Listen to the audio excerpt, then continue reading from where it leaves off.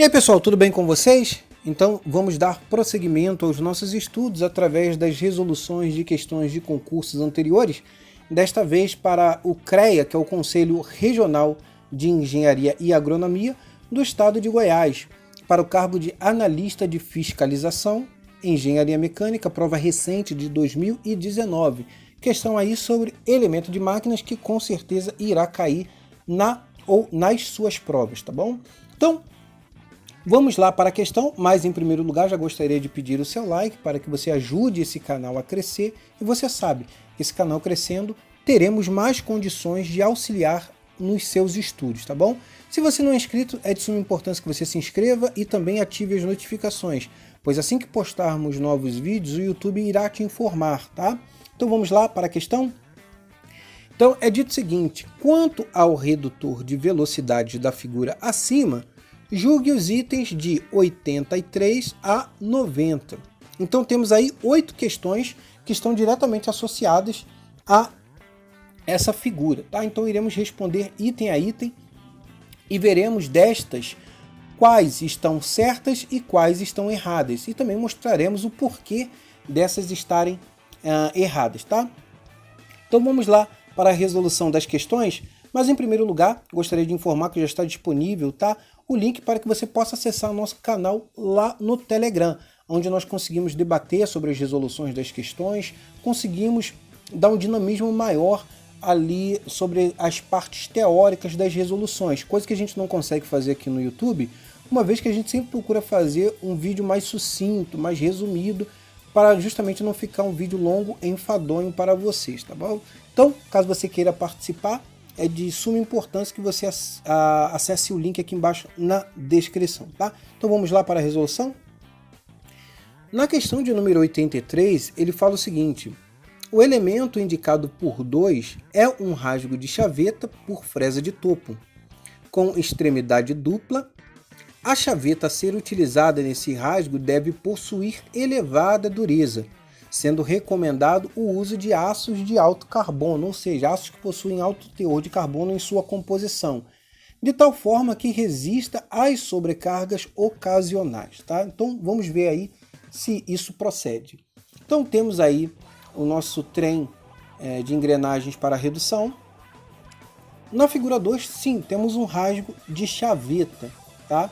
E essa é o tipo de fresa de topo que irá realizar esse tipo de rasgo, tá? Então vamos falar um pouquinho sobre a chaveta, né, que é um elemento de máquina que é usado para conectar um elemento de máquina rotativa a um eixo. A chaveta impede a rotação relativa entre as duas partes e também pode permitir a transmissão de torque. Para que uma chaveta funcione, o eixo e o elemento rotativo da máquina devem ter rasgo de chaveta, obviamente, e uma chaveta. Uma junta com chaveta pode permitir o movimento axial relativo entre as partes. Vale ressaltar que a chaveta não deve possuir elevada dureza, tá? E quem faz isso nos aços é justamente o teor de carbono. Conforme a gente aumenta o teor de carbono, a gente vai aumentar a dureza do aço. E qual o problema? Porque existe uma proporcionalidade entre dureza e fragilidade. Quanto mais duro o aço é, obviamente mais frágil ele será. E é justamente o que a gente não quer no caso das chavetas. Pois isso faria com que estas, no caso a chaveta, como mencionamos, ficasse muito frágil. Para conferir-lhe uma dureza superficial, né, que é o que nesse caso é interessante aqui, esta deve ser submetida ao tratamento termoquímico de cimentação, que vai consistir ali no acréscimo de carbono na superfície da chaveta. Com isso a gente vai ter um núcleo da chaveta tenaz, ou seja, essa chaveta vai ter a capacidade de absorver energia, porém a sua parte externa, sua camada superficial, vai ser resistente ao desgaste, à abrasão, fazendo com que se prolongue a vida útil desta chaveta, tá? Por isso está errada a questão de número 83, tá? Está errado o que se afirma nessa questão. Já na questão de número 84, ele diz que o redutor de velocidade apresentado utiliza um trem epsílico ou epsicíclico. Então vamos lá. Esse trem de engrenagens, né, também chamado de planetário, é um dispositivo de 2 graus de liberdade.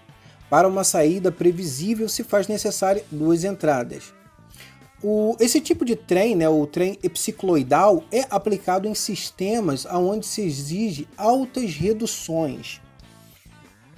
Esse tipo de trem, a gente pode falar que ele possui diversas vantagens sobre os trens convencionais, entre as quais está a obtenção de razão ou razões de trem maiores em pacotes menores, reversão garantidas e saídas simultâneas, concêntricas, bidirecionais a partir de uma entrada única unidirecional.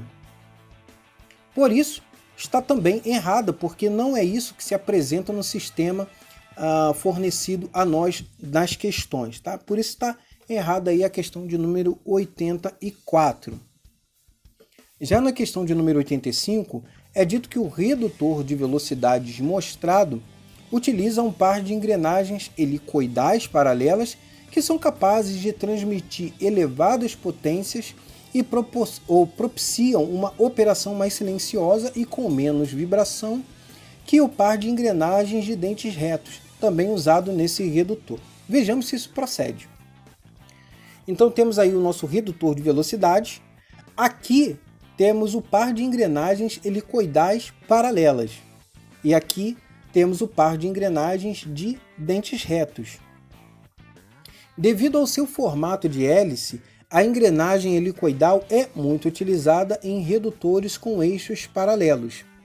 O componente opera com o mínimo de ruído, mesmo para trabalhos com máquinas pesadas e de rotações altas. Além disso, a engrenagem helicoidal possui um sistema contínuo de giro que assegura a eficiência de transmissão da potência do motor. Um dos principais diferenciais da engrenagem helicoidal é a facilidade de aplicação e manutenção. Além disso, o componente tem uma ótima relação de custo-benefício com preços acessíveis de investimento inicial. Entre outras qualidades da peça, destacam-se grande durabilidade, em comparação com as engrenagens cilíndricas com dentes retos, ótima resistência contra impactos e choques mecânicos e amenizam os esforços axiais. Diante disto, está corretíssimo ou certíssimo o que se afirma na questão de número 85. Já na questão de número 86, é dito que o elemento de número 1 é um mancal de rolamento de carreira dupla de esferas, o qual é capaz de compensar desalinhamentos estáticos e dinâmicos. Assim sendo, vamos visualizar para ver se procede. Então temos a representação do redutor, e a figura 1 indica o rolamento autocompensador de esferas, aonde esta é fixada justamente no mancal. O anel interno possui 2 pistas e a pista do anel externo é esférica. O centro do raio que forma esta superfície esférica é coincidente ao centro do rolamento. Consequentemente, o anel interno, as esferas e a gaiola inclinam-se livremente em relação ao anel externo. Os erros de alinhamento que ocorrem devido aos casos como o desvio na usinagem do eixo e o alojamento e as deficiências na instalação são corrigidos automaticamente. Por isso, está certo o que se afirma aí na questão de número 86. E a representação desse tipo de rolamento nós podemos visualizar também nas representações abaixo. Na questão de número 87, é dito o seguinte: para o trem de engrenagens mostrado, a razão de velocidades do redutor vale 5. Vejamos. Então temos a representação aí do nosso trem de engrenagens para a redução de velocidade. E uma das maneiras de se calcular a velocidade na saída é através das taxas. Então temos aqui a velocidade na entrada e a velocidade na saída. A taxa de redução total pode ser dado entre o produto das taxas de cada par de engrenagens. Podemos fazer da seguinte maneira: a taxa 1 podemos relacionar entre o número de dentes das engrenagens D e da engrenagem C, uma vez que não foi nos fornecido inicialmente a velocidade e nem o diâmetro das engrenagens. Então podemos fazer isso através do número de dentes destas. Então a taxa 1 vai ser o número de dentes da engrenagem D dividido pelo número de dentes da engrenagem C. Substituindo os valores, teremos que a taxa 1 é igual a 60 dividido por 20, que é igual a 3.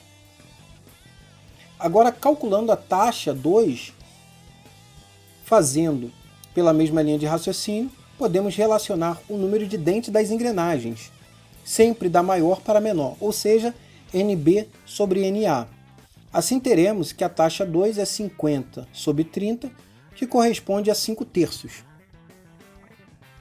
Agora, calculando a taxa de redução total, teremos que essa será 3 vezes 5/3. Então, 3 cancela com 3, temos uma taxa de redução de 5. Isso significa que a velocidade na saída será 5 vezes menor que a velocidade da entrada do redutor. Portanto, está certo o que se afirma na questão de número 87. E vale ressaltar que, se você quiser aprender mais sobre essa disciplina, a resolver questões como estas, você pode fazer a aquisição do seu Superkit Apostilas Volume 1, cuja apostila de elemento de máquinas se encontra dentro desse kit, tá bom? O link eu vou deixar aqui embaixo na descrição, onde também você poderá acessar o Superkit de Apostilas Volume 2, onde temos ali as apostilas de resistência dos materiais, termodinâmica e máquinas térmicas, metrologia e também de ensaios de materiais destrutivos e não destrutivos. Para mais informações sobre estes materiais, acessar o link aqui embaixo na descrição. Então, prosseguindo aí com as nossas resoluções, na questão de número 88, é dito que se um motor operando a 1.600 rotações por minuto é acoplado diretamente ao eixo de entrada do redutor, em sua saída, a frequência de rotação valerá 320 rotações por minuto. Vejamos. Então temos aí o nosso sistema de redução de velocidade. A velocidade na entrada, ele pediu que assumíssemos que essa fosse de 1.600 rotações por minuto. E ele quer descobrir a velocidade na saída. Nesse caso, como já verificamos na questão anterior, a velocidade na saída do redutor será 5 vezes menor que a velocidade de entrada. Logo, teremos o seguinte, que a velocidade na saída é igual a 1.600 rotações por minuto dividido por 5, ou seja, 320 RPM, ou rotações por minuto. Por isso está certo o que se afirma na questão de número 88. E para finalizarmos, a questão de número 89, ele diz o seguinte: ao substituir o par de engrenagens A e B por engrenagens com 25 e 60 dentes, respectivamente, ou seja, nessa ordem, mantendo o número de dentes da engrenagem C, deve-se usar uma engrenagem D com 65 dentes. Vejamos se isso procede. Então, assumindo que foram modificadas aí o número de dentes da engrenagem A e da engrenagem B para 25 e 60 dentes respectivamente, e mantendo-se o número de dentes da engrenagem C, o que queremos descobrir é o número de dentes da engrenagem D. Perceba que existe uma lógica entre os pares de engrenagens. Veja, a soma do número de dentes da engrenagem A com o número de dentes da engrenagem B corresponde a 85 dentes. Para que a mesma relação seja estabelecida entre o par de engrenagens C e D, a soma dos dentes destas deve ser 85 também. Ou seja, NC mais ND é igual a 85 dentes. Como já sabemos NC, temos que ND é igual a 85 menos NC. Assim sendo, ND é igual a 85 menos 20, que corresponde a 65 dentes. Por isso está certo o que se afirma aí na questão de número 89, tá bom? Questão de número 90. O elemento indicado por 3 é um anel elástico de fixação do rolamento. Vejamos. Então temos a representação do nosso sistema de redução. E perceba que esta é a representação de um anel elástico, que é um elemento usado em eixos e furos, cujas suas principais funções é evitar o deslocamento de peças e posicionar uma peça. O anel ou ringue, que é a representação 3, é um vedador em formato de anel e com seção circular. Ele possui uma grande variedade de meios de aplicação, oferecendo uma grande vantagem frente a outros produtos de vedação. É adequado para aplicações tanto estática quanto dinâmicas e é muito utilizado em aplicações de hidráulica e também pneumática, tá? Por isso, é errado aí o que se afirma na questão de número 90. Galera, espero ter contribuído para os seus estudos. Não se esqueça, se você gostou, entendeu, curte, comente e também compartilhe. Não se esqueça de deixar o seu like e se não é inscrito, se inscreva no canal. Forte abraço e até a próxima.